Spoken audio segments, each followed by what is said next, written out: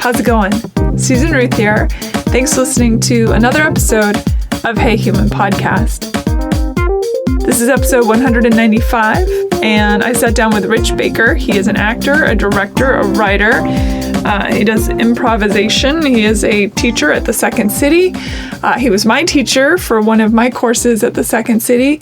Really interesting guy. And we talk about all sorts of things, not just improv. You may not even be into improv. Maybe you've never been to an improv show. But we cover a lot of topics, emotions and well-being and thought processes and that kind of thing. So really interesting guy. I very much enjoyed this conversation. I wanted to take a second to say thank you to those of you who have been signing up on the mailing list. I have not sent out the first mailer of the year. In fact, I haven't sent out a mailer for a little while. You'll be happy to know if you sign up on my mailing list, you definitely won't be overrun by emails because sometimes I forget to send them at all.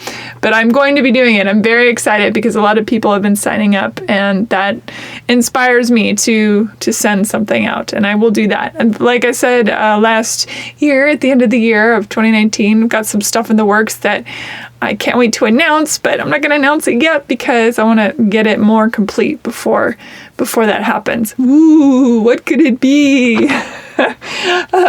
Anyway, I definitely lots of stuff coming. I'm very excited about.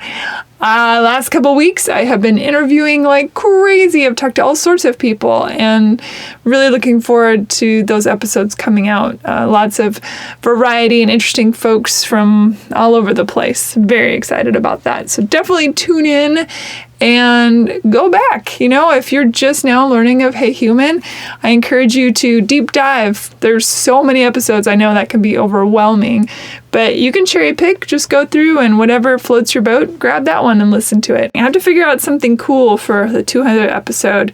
If you have suggestions, you want to get them to me, email me, Susan at heyhumanpodcast.com. I'd love to hear what you think I should do for my 200th episode next month. So that would be very exciting. I want to mention a book I just finished that I loved, Malcolm Gladwell's new book, Talking to Strangers.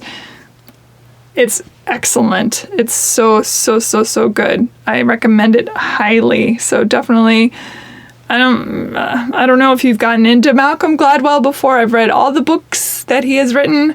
They're all fantastic. This one is no different. In fact, this one may actually be my favorite so far. It's hard to say. They're all so good, but I really enjoyed it. So, Talking to Strangers, check it out. By the way, that's not an ad. That's just me liking stuff. Okay, in other news, social media, Facebook, Instagram, Hey Human Podcast. Or if you want more personalized Susan Ruth stuff, you can find that on Twitter, Facebook, and Instagram under Susan Ruthism. My website, where you can find art and music and any performances, susanruth.com. Rate and review Hey Human on iTunes or your favorite podcast app.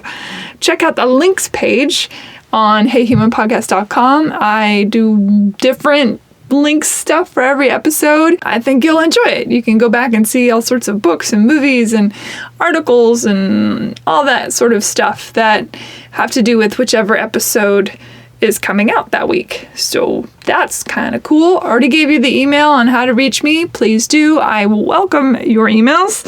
Please email me and say hello. Thank you to those of you who've been taking the time to do comments on heyhumanpodcast.com. I appreciate that too. I try to respond. So thank you for that. And yeah, thank you for listening. And here we go. Hi. Hello. Rich Baker, welcome. Thank you so much for having me. Human. Hey, I'm human, you're human. We're humaning. We are humaning as best we can with what we've got, for sure. Right. So you and I met at Second City. Yep, Second City in Hollywood. Yes, you were teaching my improv class. Was it Improv 1? No, you were teaching... Improv 2? 2, because Tim Stoltenberg taught 1 and Mark taught 3. So nice. You taught 2. Yeah. Excellent. Yeah. Yeah, that was 6 months ago or so. Yeah, time flies. Right? It's crazy. I can't believe I've been here that long already. Yeah. I don't know what happened. I can't believe I've been here 6 years now. Wow. Yeah. You just blink and Yeah. And there it is. It's crazy because if you think about it, like it can feel like 6 years, but if you've got to like think about it in the segments that it was. But if I just like am present right now, it feels like I was like, I haven't been here that long. It's like, it makes you feel like you just showed up. yeah, but I've totally been here that long. Time is a construct, man. Oh, time is a flat circle, man. But actually, I do believe that time is clearly not what we think it is. I don't know if anyone knows what time is. I don't know what day it is most of the time. Well, most of the time, I yeah. That's, I mean, as long as you can function, right? The days I feel like are only there as tools to help us. So if you don't need them, yeah, one less thing. I think I annoy my friends who have 9-to-5 jobs. Sure. When you know, they say, oh, what are you doing on blah? And I'm like, oh, that's what, a few days. Like, no, that's tomorrow. And they get mad at me. I don't have a 9-to-5 job either, but my dog, I share custody of her with my ex who has a 9-to-5 job. So I will pick her up in the morning, like after CJ's gone to work, and then the dog will hang with me until about like 5 or 6, and I'll drop her back off. So I still, even though I don't have a 9-to-5 job, I still have like a 9-to-5 kind of routine that helps me remember dog things. Dad. Yeah. Yeah, that's nice for the dog that... Is it a boy or girl? Maggie. She doesn't have to... that's a very dog name, Maggie. Yeah, right. I didn't know how many dogs were named that until I had a dog named Maggie, and then all of a sudden I'd be at parties and they'd talk about their dog, Maggie. I'm like, I didn't know everyone named the dog. Yeah. It wasn't me who named her, but I like the name. I think it's great. My dog who passed away a few years ago, his name, he was called Mikey. Mikey. Yeah, I like it when animals have human names. Yeah, right. Like Gary the dog or... I believe... George or Barry. Barry's a good dog name. I think Maggie's name was Sasha when we adopted her. Oh. And... that's a boy's name, so right there you've got problems. Yeah. Oh. And at least in Russia. Oh, okay. It's like, I've only met female Sashas. Traditionally, I should say. Gotcha. Historically. Oh, okay. Teach me. I know nothing. But yeah, my girlfriend at the time, she didn't want to... She goes, she doesn't feel like a Sasha. And I was like, okay, fine. And, I have all these nerdy names, and she was like, I want to call her Maggie, and I went, well, that's a character from The Simpsons, so I'm good. There it is. Lord Underfoot. That is my friend has a cat named Lord Underfoot. Aww. And it's an apt name because that cat is always underfoot. Under your foot, yeah. Well done, friend. Well done. Yeah. Anyway, welcome. Thank you for having me. And that's it. That's all the time we have. That's it. We did. You wrote a book. I did, yeah. Improv Made Easier. Yeah. Improv Made Easier. Okay. Improv Made Easier. Mm-hmm. And firstly, improv, I think people think, oh, you just get up there and do it. One of the many misconceptions people have about improv, yeah. Yeah, and it's breakneck. Which I love. It makes your brain go, and you're forced into listening and being present and all that stuff. So what made you decide to write this book? Oh, so many things I want to say. Well, to speak to what people's perception is, if you go see someone play the guitar and you don't play the guitar, you don't think, well, anyone could do that, right? Mm-hmm. You think, oh, that's something I've never done or whatever. But when you're improvising, you're just talking and moving around on stage, and like other than the stage fright aspect, I think a lot of people think, oh, that's all there is. If I could just not be afraid of being up there, then I could be up there. And it's like, it's a whole skill set, just like guitar or anything else. I wrote the book for a few reasons. One, because in improv, I would get asked routinely by students, like, what books do you recommend? What books do you recommend? So not all students were that hungry for like that deep knowledge, but there were enough that were, that I was like, okay, writing an improv book isn't just some like thing you do for yourself, right? Because when I create things, I love doing it. So I often fear that, oh, I'm just being selfish by doing this kind of, like, who am I to write a book? That imposter syndrome. Who are you not to write a book? Well, yeah, exactly. And I've been teaching for almost 14 years now, and I've learned a lot. I mean, I knew a lot about improv before I started teaching. Or else I'd been a really bad teacher. But I was a very good teacher. And then I've just gone deeper and deeper and learned more and more. And because I've taught so many times, I've really narrowed down my focus of how certain things, I like streamline them to the best of my ability. And I was like, okay, I don't know how much longer I'm going to teach improv. Maybe the rest of my life, maybe not. But I've I've coalesced so much knowledge about this that I feel like it would be selfish not to at least make it accessible to other people if they wanted it. Mm-hmm. So, and I'd never written a book. I never finished a book before. I'd started a few novels, like many creative people, but never finished one. And I did it. I wrote the book. It took a long time, and it was one of the most frustrating, like, hardest things I've ever done by far. But I'm really glad I did it, and I've gotten some good feedback on some people who've read it. They said, oh, this is the kind of book I want to refer back to over and over, which is why I designed it that way. I was like, I want this to be the thing that if you go, oh, my improv shows aren't as good as they used to be, or I'm struggling with this thing, oh, let me pull out that one chapter, and I'm just going to reread that and work on that for a while and help myself get better. Let's go backwards to time as a construct. What brought you to LA in the first place? Are you from here? I am from Fort Worth, Texas. Born and raised. Yep. I love Texas people. Oh, thank you. There's something very solid about Texans. Thank you. In my experience. I appreciate that. Yeah. Not you, but other No, not me. Not me. But I don't fit the stereotype of a Texan in many ways. But yeah, I was born and raised there, lived in the same town my whole life until I was 23 when I left to go to Chicago. How did Texas shape you? You know, I'm sure in a lot of ways, but it's one thing I'll speak of is that when I was in Texas, I very much rebelled against the stereotypes of like, I'm not like you people, and then when I left Texas, there was this sense of pride when I was in Chicago amongst people from everywhere. Of like, yeah, I'm a Texan. Yeah, and that's okay. That's a good thing. And I'm not like a lot of Texans. Like, I don't go to the rodeo. You're vegetarian. I'm a vegan. Yeah, vegan. I've ridden a horse once in my life, and it was in Nebraska when I was 8 for like about a minute. And you had to put a quarter in. Yeah, no, it was a real horse. Is why I could only be on for a minute because it scared the ever-loving crap out of me. I love horses so much. I'm sure I would, if someone has a horse they want to introduce me to now, I'm sure I would love them. But I haven't had an experience with a horse since then.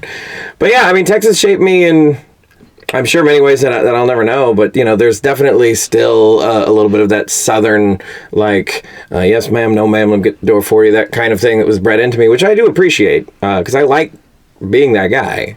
I think it's a good thing. Thanks. Yeah. Speaking as a woman who likes to have her door opened for her, what can I say? Yeah, it's just, I mean, to me, it's just like thoughtfulness, right? It's like, I've got the door open, you're about to use it. I can just hang out. Mm-hmm. Sure, I got some time. Yeah, I'm not in that much of a hurry.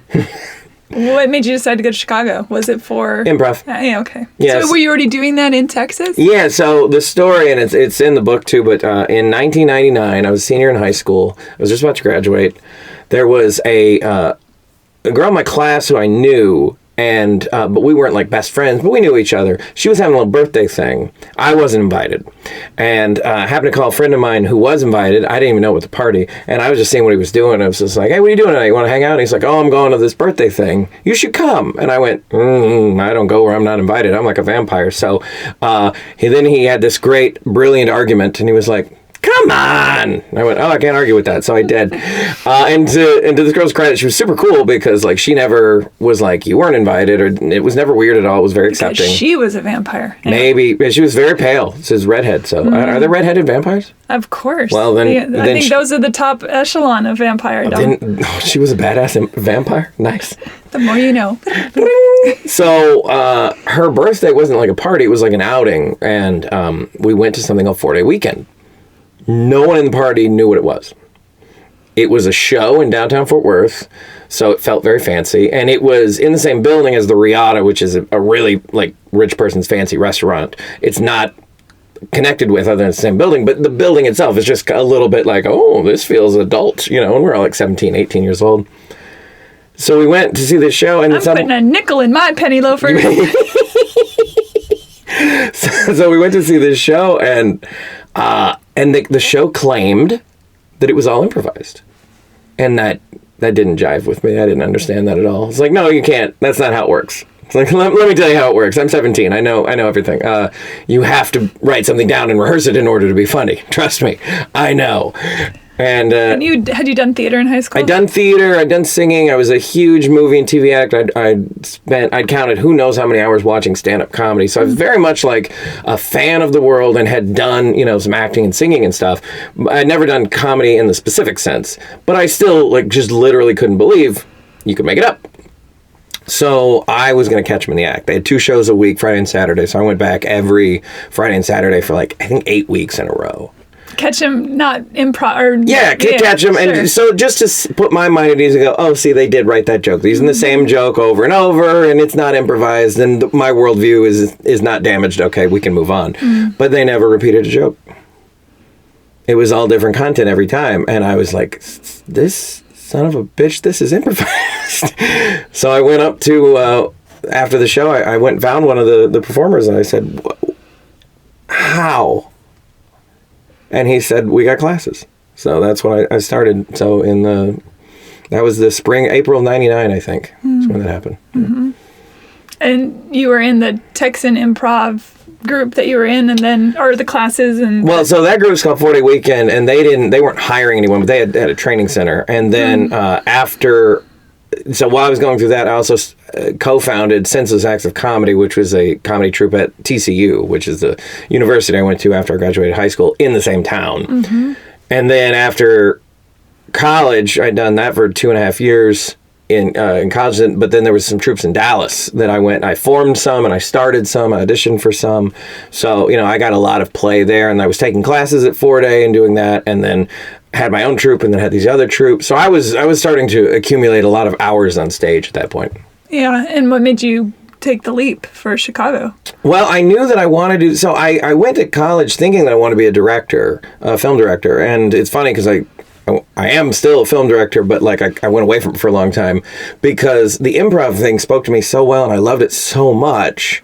And I was pretty good at it. For a newbie, I was decent. So I thought, okay, I'll be an actor, and all these improvisers that I knew of, like Steve Carell and Stephen Colbert and Tim Meadows and Tina Fey, all these people who'd gone through Second City, and the people who trained me, the 4 Day Weekend guys, some of them had gone through Second City. And they actually were the ones that recommended it. I said, I want to do this improv thing. I want to do it all the time. And he said, well, we're not hiring, but if you want to go where it is, go to Chicago. So I went to Chicago. Were you nervous? Yeah, big time. I mean, it was my first time. As I said, I was born and raised in the same town. My whole life. I went to college in the same town. So I traveled here and there a little bit, not much. But, Chicago, when we decided to move there, me and 2 of the other guys from the college troupe, before any of us had ever been. So we flew up on... What month? Was it in the winter or the summer? We flew up to look for an apartment in March on spring break. Mm-hmm. And it was cold. Yeah. But it wasn't as cold as I would, soon to... Yeah. That was a little preview. But then we moved on June 1st, so that was totally fine. And then that first winter was a real wake-up call. Mm-hmm. But it was 4 Texans. 3 of us were from the college troupe, and 1 guy we met doing one of the troupes in Dallas, and we all moved up there together. None of us knew a soul up there. We didn't have any family up there. We didn't know anyone up there. At least you had each other. That's nice. It was great. Yeah, we had. I loved it, but it was just one of those things of a lot of people in Texas were asking us why are you doing that? You don't have a job up there. You don't know anyone up there. Why are you doing this? Because there was just a mentality, I guess, of a lot of people I know and still do, of why leave? Right? What's wrong with this place? Not in a snarky way, but just in a genuinely would not occur to them to just move to another town kind of way. Yeah, I feel a lot of towns are especially creative towns. Yeah. When I left Nashville, I had a lot of people say, what? Why would you go to Los Angeles? It's insane. Yeah. Yeah, absolutely. It felt so right, though. Yeah. Well, and that's the thing. I knew I had to get out of Texas, or else, because you can only fight the current for so long before the current just sweeps you away. And I'm not, I don't want to have kids, and I don't want to be on a PTA, and I don't want to, I don't want any of that. There's nothing wrong with that life. That life's awesome for people who want it, but it's just not me. And everyone around me was kind of shaping they were either joining the armed forces, or they were going to college to, or not, to get some job back near the hometown and go to football games and do that whole thing, which is great. It's just I'm a wanderer. Like I need to go, as I'm sure you're super familiar with. Yes, I do know the idea of wandering. When you arrived, did you go straight to Second City then to start taking? We actually, so me and all four of us, we auditioned for Second City that week that we looked for an apartment, and two of us. We all got in, but the first day of class was going to be like 3 days before we moved there, or like a week before we moved there, something like that. To get into what, conservatory? Or yeah, we all auditioned straight for the conservatory, which they were very like reticent. Like, who are these Texans trying to audition for the conservatory? Like, they were asking us question after question about what acting classes have you taken, what experience do you have, and they let us audition, and we all got in, but. We were going to miss one day, and two of us were like, fine, and then me and this other guy were like, never! So we spent extra money, that we weren't budgeting for, to fly up to Chicago for one day, take one class, fly back, and then a few days later get in a big truck and drive all the way to Chicago. It was crazy. I totally understand that. Looking back, like, I don't regret it or anything, but I just didn't know. I thought it was a huge deal that we got in. I thought we had gotten into Juilliard. I thought that it was like this, no one gets into the conservatory. This is where the cream of the crop is. And it's not that it's a bad program. It's just that if you're good at improv, you get in. And we graduate at least 100 more people every year in each city. So, it's not like super exclusive. I'm so sad right now. Oh, no. Yeah, sorry. I didn't mean to. I just thought that it was I have to go rewrite my Christmas letter. Yeah. I'll be right back. No, it's a great thing that you got in the conservatory. Like, it's awesome. And it was awesome that I got in, but and that all of us did. But no, I totally get what you're saying. Yeah, I really thought, like, well, the way this is like the Academy Awards, like, you have to show up. But it's like, you can miss the first day. It's not that big a deal. Yeah. Don't tell that to any of the other people. They're going to... Right. Unless you're in my class. Do not miss the first day of my class. You get a lot of good stuff on the first day in my class. You're a good teacher. Thank you so much. What I liked about your teaching style was that you weren't a placater, which I think a lot of people teach that way because they want to make sure everyone feels included and loved upon and all that stuff. And what I liked is that you were like, that wasn't very good. or let's I hope do I that didn't phrase it quite like that. But you know what I mean. But that you stepped I do. in. I just want to make sure the listeners do. And that you had notes during, in the middle. You'd say, okay, stop. Yeah. Note. Then try again. Yeah. Which I think is important for a hands-on class like that, because if you do the thing, as I'm telling you as a student, if you do a thing and then the teacher at the end of the thing you do says, here's my note, and then you say, okay, and then you move on, and then they're on to the next person and the next person, you don't really have a chance to facilitate everything that's going on in your brain into the actual moment. Yeah. So I like that you did that you're like, okay, let's stop here. I'm going to give you the note, and then you're going to start again. Thank you. Yeah. Yeah. Well, at least for me as a student, I appreciate that. Well that way. Thank you so much. And I do hear similar things a lot, which is very, I'm honored that I found a teaching style that can speak to a lot of people, because improv. You are intense. That's 100%. I mean, that's just life for me. You're 0 to 60 for sure. Yeah. I can appreciate that, but it probably freaks out some people. But. And one piece of feedback I get quite often is, on that first day, I thought you were going to be like scary, or I thought you were going to be mean, and then we're like, oh no, he's just really intense. And like most of my classes, thankfully by the end of it, we all have a bond together, and there's like this, it's really sad to see them go, and they're sad to see me go, and which is lovely.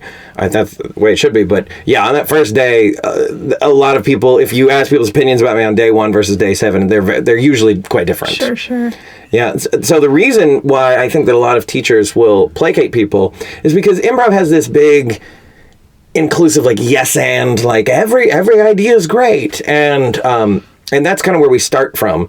But it's not necessarily the best way to teach adults how to do. Like, you want to create a space that's safe for people to make mistakes and not feel bad. But there's just a sweet spot on the bat where if you go too far, it's too much. And I just really appreciate that. Thank you. Yeah, for sure. How did you come to teach at Second City versus taking? I imagine that's a bit of a leap. Sure. Yeah. I don't remember when I graduated Second City Conservatory. I think early 2007, something like that. And I had already been teaching at ComedySportz by then. That's a more common. Explain what the difference is. So ComedySportz is an improv theater that is a little more structured. It's short form improv, which means you'll take a suggestion and you'll do something that's usually no more than 3 or 4 minutes. And then that'll be over, and then you'll take another suggestion, do something else. And ComedySportz specifically is like 2 teams competing, and I'm air quoting that, which no one can see, competing in improv. So there's a red team and a blue team, and there's a referee, and the referee is the host. So round 1, it'll be like some improv game display, audience votes. There might be games that have points in them. There might be games with elimination, that kind of thing. Is that more like a Whose Line Is It Anyway type? Very similar. So Whose Line, I think Whose Line was heavily influenced by ComedySportz a lot. ComedySportz was started in the late 70s, early 80s, and it's one of those secrets. It's been around for a while, but it's not a lot of people know about it. But yeah, I'd say Whose Line is extremely influenced by that. They took it in their own direction, obviously, but a lot of theaters have taken that short form concept and put their own spin on it. It is interesting that when I did a drop-in at Second City, and the teacher that came in, apparently, according to some other people in the class, I always say the other kids in the class, said that they were from UCB. Okay. And it was really interesting from my perspective to see, you can really see the difference. Sure, it's different style. Totally different.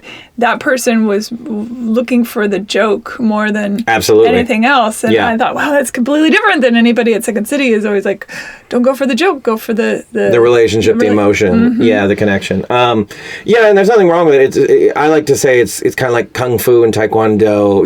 They're all fighting styles, but they have their own ways of getting you there.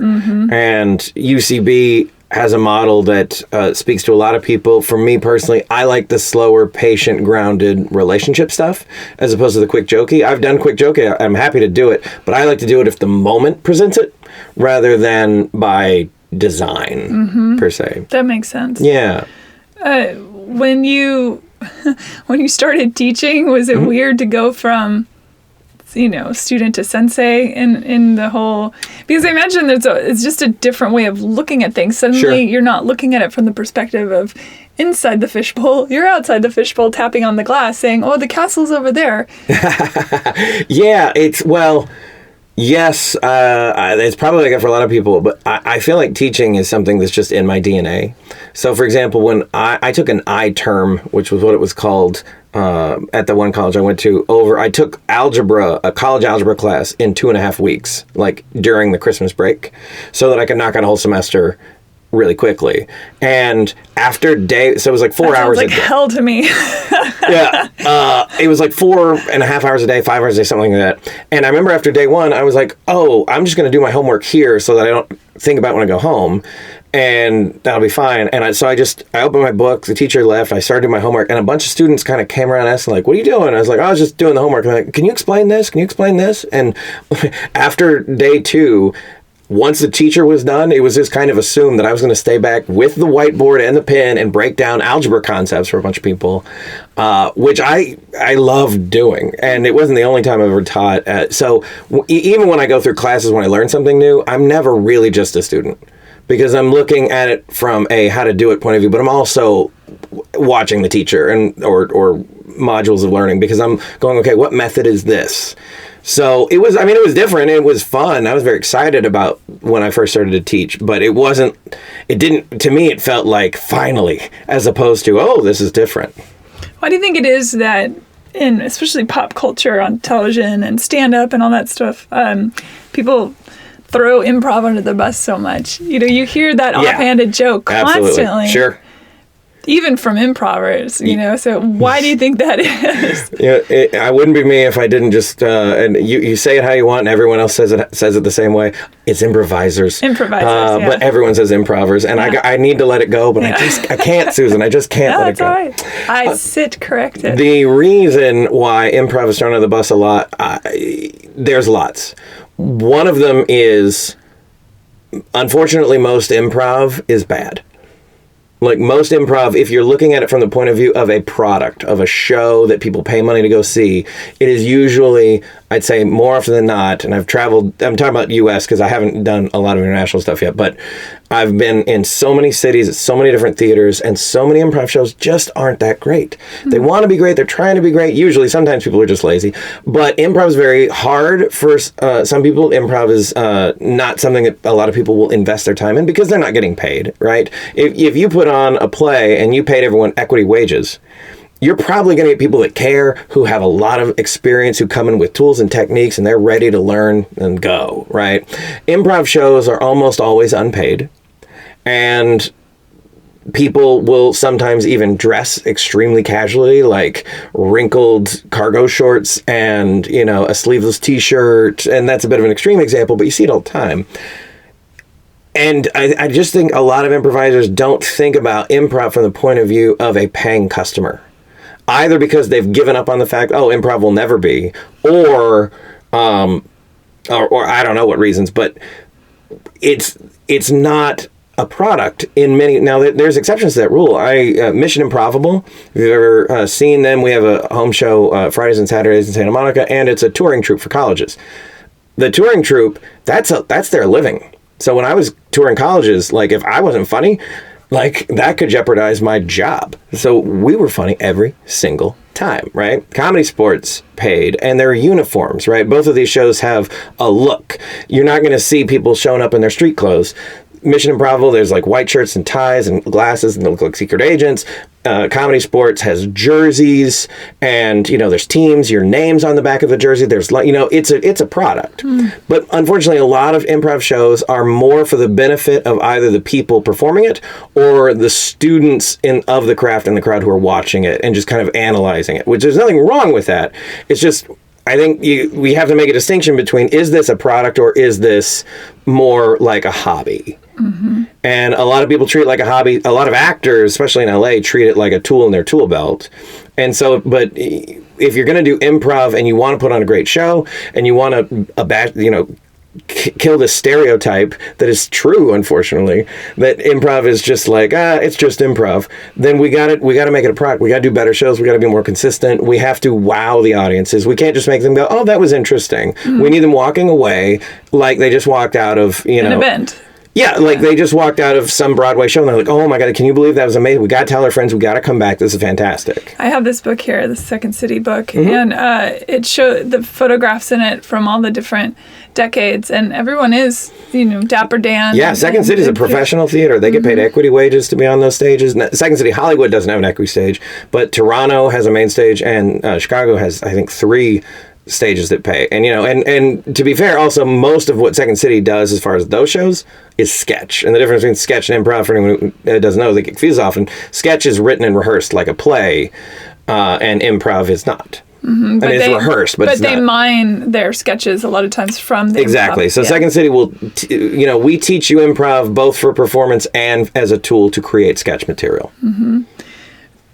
Did you make up a lot of stuff when you were a kid? Were you one of those? Tons. Yeah. Notebooks full of drawings and writings and skits and, a lot of toys, a lot of role-playing with toys and mix and match. He-Man would be doing something with the Ninja Turtles with Rainbow Bright with whatever, and it was just like, I never played the stories out as they were supposed to be. It was always like, well, what fun is that? And make up your own stories. That's the fun part. Rainbow Bright and He-Man had that illicit love affair. I mean, that's the adult erotica that I'm working on right now. That's the hentai film upcoming. Were your parents supportive of you wanting to go into the arts? Yeah. Not really. I mean, they weren't. So you can't really couple them because my dad was very much like, all right, whatever, at the time. He's come around since and just been like, hey, you're actually doing it, go forth and do it. But he really wanted me to be an engineer because he was a union machinist his whole life. And in his world, the engineers were the people in the offices making better money and that kind of thing. So he wanted me to be an engineer and because he has kind of an engineer's mindset. And then my mom, she wanted me to either marry someone who's rich or be a lawyer or be something, a safe job that had like the safety to it. Very rich. Yeah, right. I mean, she's still like, if need to live in the lap of luxury. It's like, you could fall in love with a millionaire. It's possible. And I'm like, thanks, Mom. Appreciate it. Yeah. But, never like tried to stop me or anything. When I said I was moving to Chicago, I was 23, and they were like, cool. That's weird. I mean, they were like, that's weird and scary and whatever, but if that's what you want to do, and you can make it happen, do it. Do you have siblings? Yeah, I got a half brother and a half sister. Are they creative? Me and my sister don't know each other that well, so I don't know if she's creative at all. Not that I know of. My brother was a drummer, and I think he still drums, and he was a painter and an artist, so he's done a lot of creative stuff, but he never did anything creative for a living, at least not that I know of. I'm the only one in the family who ever was like, I'm gonna make a living out of this creativity stuff. Yeah, I'm gonna be the crazy one. Yes, right? Yeah. Is it? LA is not an easy town for a lot of people. It is not an easy town. Yeah, and it's expensive. Oh my God. And all that kind of stuff. Well, this is the sad part of the interview. Yeah. What's helped you to persevere? Just this undying need. The look on your face is so funny. Just this undying need to, like, this sounds super full of myself, and that's just how it's going to come out, but I really feel like I'm too talented and too filled with ideas to not make it in some way. What I am discovering lately, and what I'm kind of in the midst of discovery right now, is how that my creativity isn't necessarily restricted to the typical Hollywood streams of like movies and TV. I'm a huge fan, I always have been, of stand-up comedy, movies, TV, all the things that Hollywood makes. But I'm still doing it. I'm not stopping. I'm wondering if there are other ways that can maybe be a little bit more financially enabling that I can use my creativity in, and that's what I'm exploring right now. Yeah, I love stand-up. Oh yeah, I really do. I go to when I have time, when I have windows in my crazy schedule, I go to the Second City has that open mic. Yeah.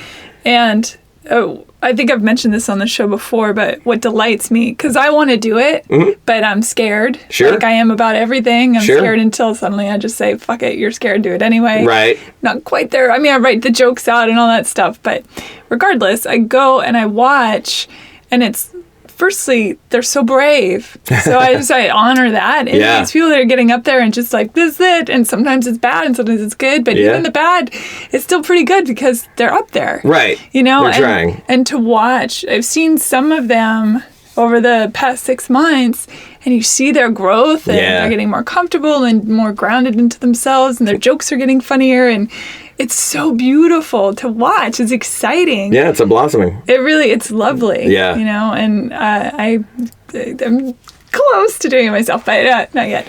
I coach stand-ups. We can talk. You can do your set for me. They have classes there too at Second City. I saw. Sure. Yeah, I actually sat in on one of the graduating classes. I wish I could remember her name. It was a female teacher. Erin Tracy. Yes, I think so.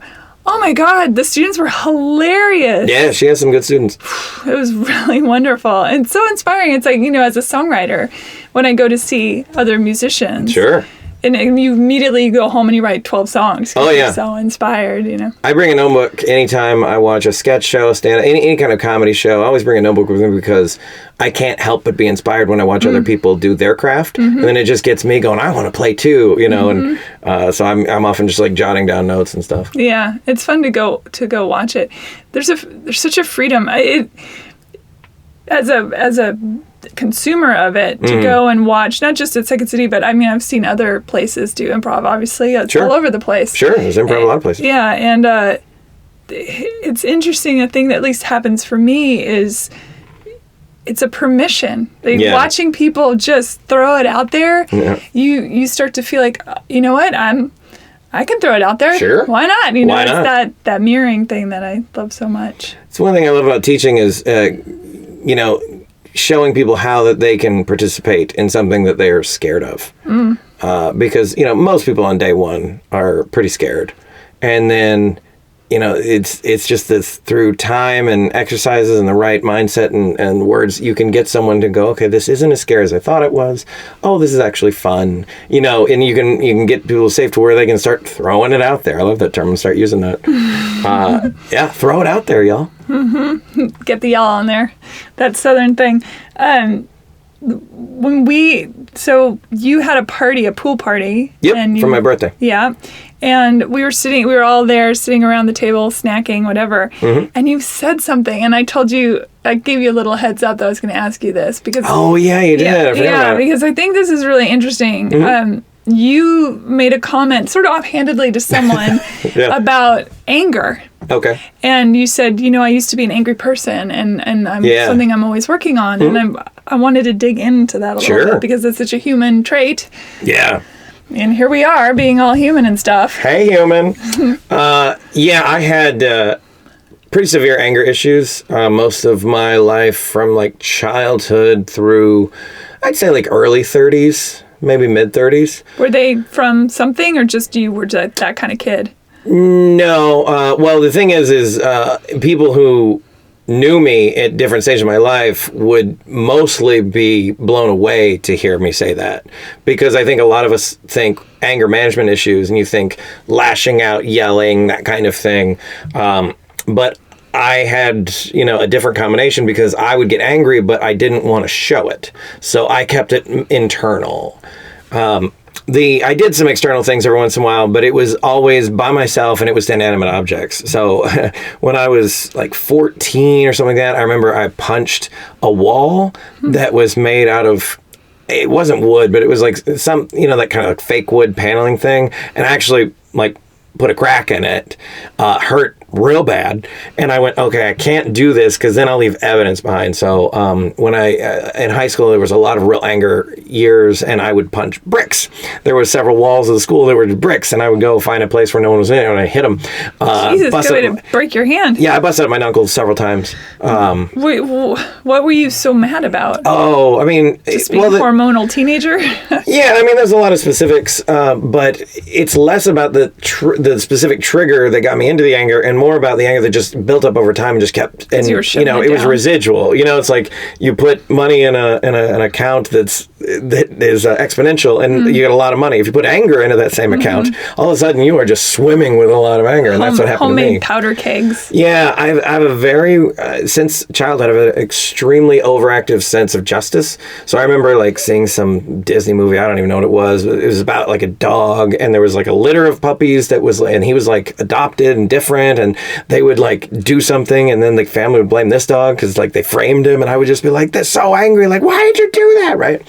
And I got picked on a lot and made fun of a lot, and I was lonely a lot growing up. There was a lot of I didn't have a lot of friends for, like, I would say like the first 6-7 years of my life, and the few that I did weren't that nourishing, or there wasn't much time, didn't spend much time with them. So there was that. And then my dad has anger issues, and especially back then when he was working, they were a lot more pronounced than since he's been retired. So, it was, and that rubbed off on me, and there were just lots of things. I was just angry a lot, and that's how I would deal with anything. I would just get angry at it. And so just exponentially over and over. And so I remember, one time when I broke 4 of my knuckles, I had auditioned for the musical. It was my junior year.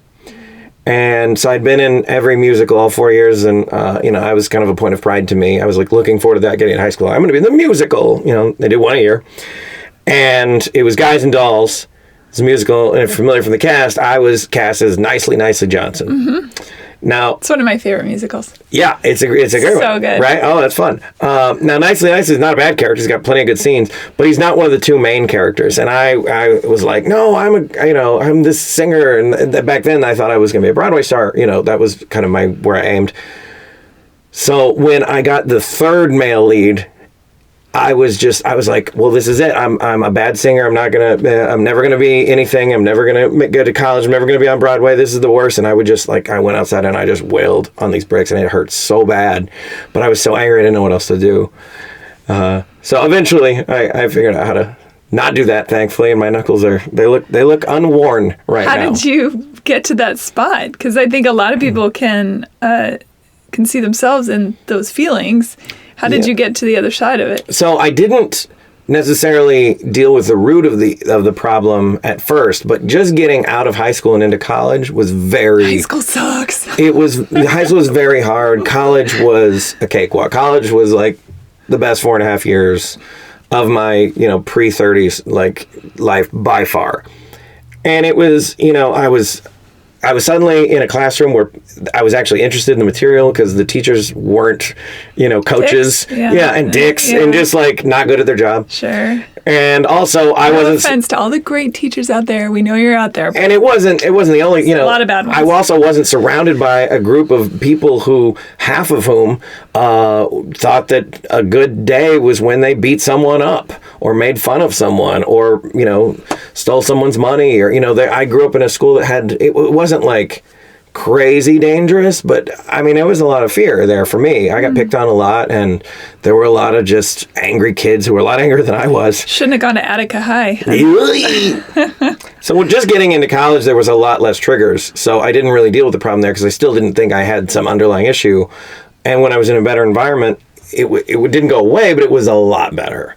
And then the issues resurfaced after I'd moved back home from school in between before Chicago, and there was just a lot of things. I had a lot of weird, hard breakups with girls who just kind of put me through the shredder in certain ways and all kinds of stuff. And then my anger and then my sadness started to compete with my anger for which one's worse. Oh, wow. Yeah.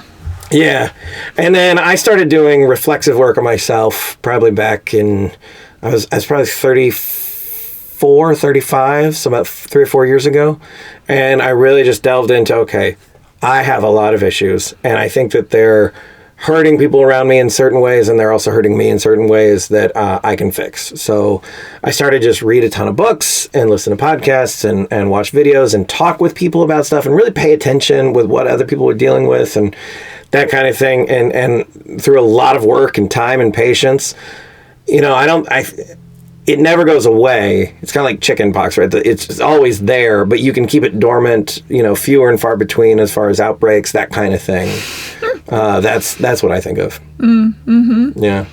How has improv helped get that out there? And I know that seems silly to bring it back to that. No, it doesn't. No. But I do think that performance is its own brand of therapy. Obviously. I think performance is a therapy for people who have to perform. I also think improv has many things to offer non-performers.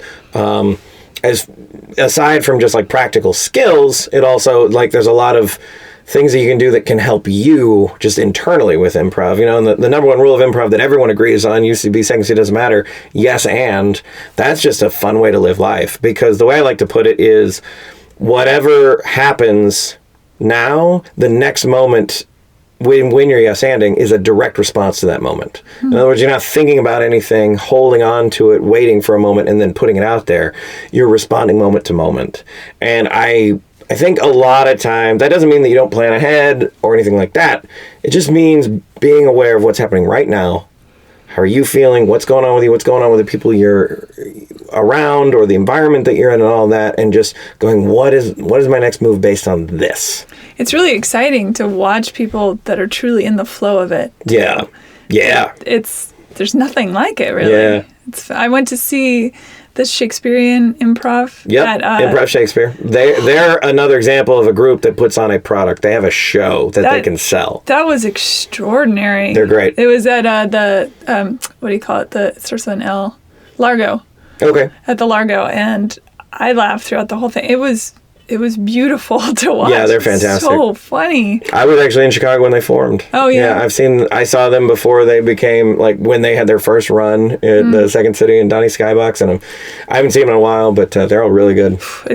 If anyone listening, if you are able to go see that improvised Shakespeare, it's so worth your time. Yeah, they're one of the top 4 or 5 shows that I cite as far as that I've ever seen that are actually products that are worth. People walk away from that going, I'm happy I paid my money. Yeah. And at least for me, I walked out of there somewhat stunned because it's such an incredible experience to be a part of. Yeah. And you walk out and just sort of spinny and daisy, Sure. Yeah. No, they're very good. Yeah. They've been around since 2006, I want to say. Something like that. Yeah. They're really great. In your book, do you have a chapter that you resonate with the most? Yeah, there's a chapter on dare to fail. And that's 3 words that I say. I've been saying it since my first class. I don't know where I got it from. I don't think I made it up, but I could have. I just don't remember. But it works for me, so I say it. And it's one of those things that has way larger consequences if you want it to. But in improv specifically, because you may not know what you're doing it for the first time, you're afraid you're going to do it wrong, whatever. And I say, oh, just dare to fail.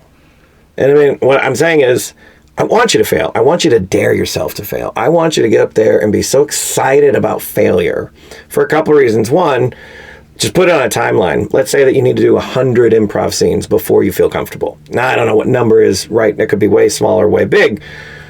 But whatever that number is, okay, there's a certain number of improv scenes I have to do where I'm not going to feel comfortable, so I might as well fail and just do them and just knock them off. And two, the only thing stopping you is fear that's inside your own head. There's nothing else. So if you dare to fail, it's like a secret passageway around that. Circumnavigating the ego. Yeah. And just being like, oh, we don't have to get it right. There's really nothing to fear here, so let's dare to fail. I mean, I do that with everything. I'm writing a resume for myself right now. I've written a resume for myself in years, and I was scared to write it because I'm like, oh, I don't know how to write a resume. And I was like, I'll just write a bad one. Yeah. Just fail.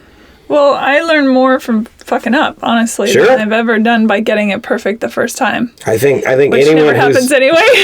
Yeah, like no one gets it right the first time. And everyone who's good at anything, like you're good at so many things, but like you had to go through a period where you weren't good at it. I think a lot of people think, was it Mozart or Beethoven, one of those that was like a childhood prodigy or whatever. And I think there's this belief, well, if I don't just sit down at a piano and knock it out, then it wasn't meant to be. And it's like, I don't know who was a real childhood prodigy or who wasn't, but even if they're real, they're few and far between. Yeah. You really need those 10,000 hours to get yourself. Practice, fail. And you do a lot of work with them, and I think a lot of the teachers there do a lot of work with corporations and things like that. So anyone can do it. Yeah, and the corporate improv is less about performance, although that can be an aspect of it, but it's more about like showing them that these same skills that help us improvise, for no money, can help these salespeople, vice presidents, managers, whatever, customer service people make a lot of money with the same skills. Listening. I'm sorry, what? Exactly. Listening is a big thing.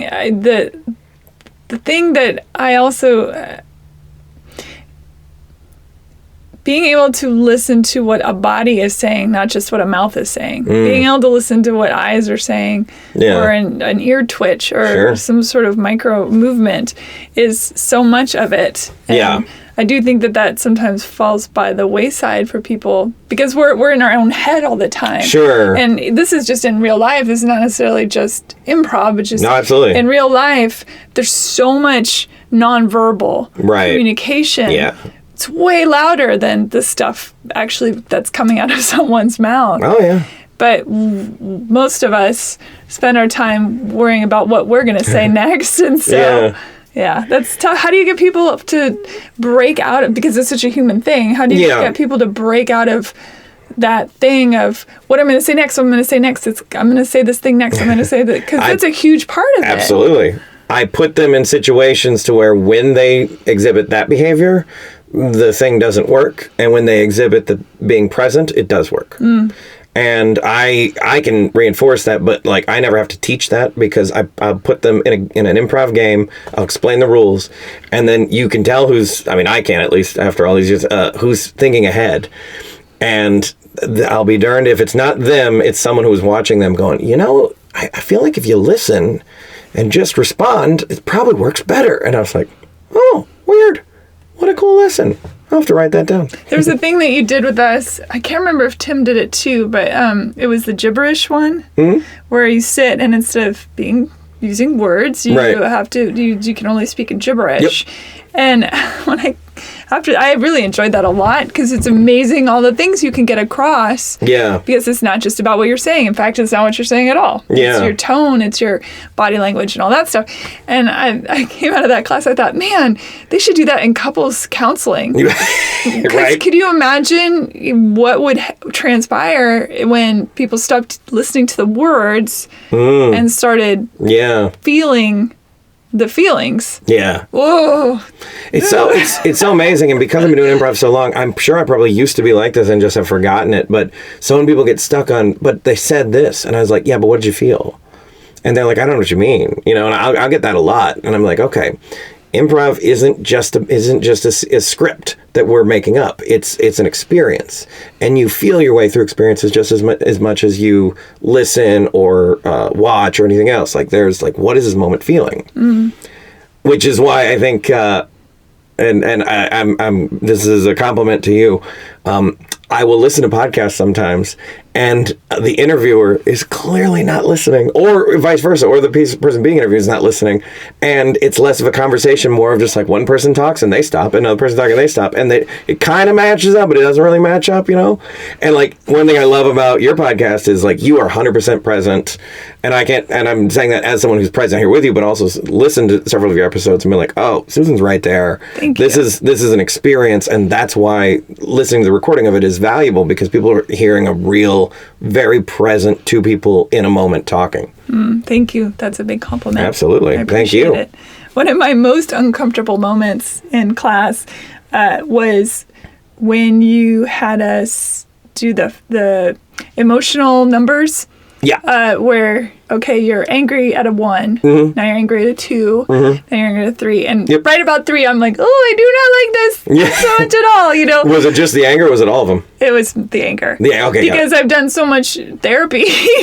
Because you used to have anger issues too? No, not anger issues. Well, I mean, I guess a sister of anger. Okay. The loathing of myself. Loathing. Yeah, okay. Yeah, self-loathing, yeah. Yeah. I had some childhood stuff that was pretty freaking intense. And once I got out of the house, did a whole lot of therapy. Good for you. Yeah, and so I'm pretty even keeled, to be honest. I mean, yeah, you're like one of the chillest people I know. Yeah, pretty like chill. But I mean, it took work to get there, to unravel the knots that, you know, childhood loves to tie you in. Yeah. And so that day, I was like, oh, God, I do not like this at all, because I'm so used to not really having a bunch of emotions and having them swing. Like, I'm okay. Like, I can, you know, access anger and sadness and happiness and all that stuff, but to have it swing so rapidly. Yeah, go from anger to you know, confusion. Or even Mach 1 to Mach 5 in the space of a minute. Gotcha. You know? Boy, that was real work for me. Interesting. Yeah. See, because, you know, I feel like all artists, what we really do is we're conduits for emotion, right? So, like, your songs, which are lovely, by the way, I've listened to a number of them. Thank you. They, you know, I listen to your songs and they're very pretty, but, like, the main thing that I get from them is the emotion that I feel listening to you, right? So you're very good at conveying emotion through music. A lot of musicians that I get love that exercise, because that's the thing that they can really get behind. So that's fascinating that you're like, no, not me, not this one. Well, when I paint or when I write songs, or you know, and that kind of thing, I think because I've been doing those things for a little while now. I've been doing music for a really long time. Gotcha. Painting not as long, but I'm used to touching whatever that feels like when I do it, but it's still not swinging. Even if I'm writing a song that is very sad or whatever, to me it's like I'm writing about characters. You know, a song is just a 3-minute movie. Yeah. You know, so you're just writing a little screenplay basically. Sure. So you have like a third party, like God's eye view of it, kind of in like a way. Like the emotions are over here and I'm over here. Yeah, but yes and no. It's sort of both. Yeah. It's hard to explain, I guess. But it's different, because in that exercise, you are square in the middle of it. Yeah, that is like, okay, just be that. So just to tell people what that exercise is you start on the wall at 0, and then for the purpose of that game, every emotion has an intensity scale of 1 to 5. So you start out, you know, in anger or confusion, and I go through a ton of different emotions, but so anger to 1, and then but by 5, you're literally trying to be as angry as you can be. And it's funny, because I remember I had a student like 3 years ago, and after the exercise, she raised her hand. She said, you know, I don't really ever feel anger. And I totally believed her, because she was just like, oh yeah, I could see that. Yeah. And that happens sometimes as an actor, you know, if acting's the thing you want to do, like putting those emotions on are kind of like we were talking about with a song of like, I can control them, right? But acting is probably the most raw form of experiencing that emotion, at least for a lot of people. So that can be overwhelming, I think. Yeah, and also I think too, like I am very chill, and I will put up with a whole hell of a lot, because nothing is really that. Yeah. You know, you can do a lot, and I'm just like, that's your deal, whatever. Right. But then there's this point, and then look out. And I think that and then I get it all out and then I'm okay again. And I go back to, I go to DEF CON 5 and then back to 1 again. And but I don't want to be in DEF. Who wants to be at DEF CON 5? So it was really interesting. But it's a great skill and it's one that I need to learn, obviously, to be better at the craft of all this. It helps. But my God, it was uncomfortable. That's funny thing. That's funny to know. Yeah, it was fascinating. Anyway, so what's your plan with the book? Are you trying to... Yeah, so the book came out end of November, and it's on sale now. I want to do an audio version at some point. I don't have the money to front the audio version yet, so I don't know when that'll be released. I got to do some stuff on that. But other than that, I mean... yeah, well, it's just about like finding a studio to record it and then someone to do the editing and make it sound like, because I have listened to some audiobooks with poor editing and poor recording. I'm like, oh, I can't even get the good out of this book because it sounds terrible to my ears. So other than that, though, I mean, the book's just, it's out there. Like, a lot of people ask, like, what do you do with the book now? And I don't know what to do with the book now. I mean, it's done. Like, other than the audiobook, it's on Kindle and it's on paperback. So sell them. I'll sell them. People get it on Amazon and stuff. People can get it on Amazon, both paperback and Kindle. And if you see me, like, if you're taking a workshop from me, I will have them on me. Like, I'm teaching next week in Utah at the Wasatch Improv Festival, and I will have books on me, And I travel the country and sometimes, so if people want a book and they like, oh, he's coming to my town soon, like I'll be in Phoenix in April, and then where else are we going? I can't remember all dates offhand, but me and my partner Rollin, we travel a lot doing improv. And you write for television too, right? I wrote for Epic Rap Battles of History on YouTube. Epic Rap Battles of History. You know it? I've watched a couple. Yeah. It's been around for a while, and it's one of my most proudest achievements that I'm like, oh, I'm a writer for that thing that millions of people have seen. It's pretty awesome. Yeah. How can people find you in general? So if they want to go see your shows and you do the Mission Improvable and all that stuff, how do they find you? Best ways to find me, my website is richcreativecoaching.com. And that is mainly about me teaching and coaching, but you can also find links to other things there, like podcasts I've been on and some stuff that I've filmed. You can follow me on Instagram at Rich Baker Actor, or Facebook, the same thing, at Rich Baker Actor. Rich, thank you so much. Thank you so much. This was so fun. It was super fun. Yeah. And thanks for coming over. Thank you. Bye, everybody. Bye. Bye.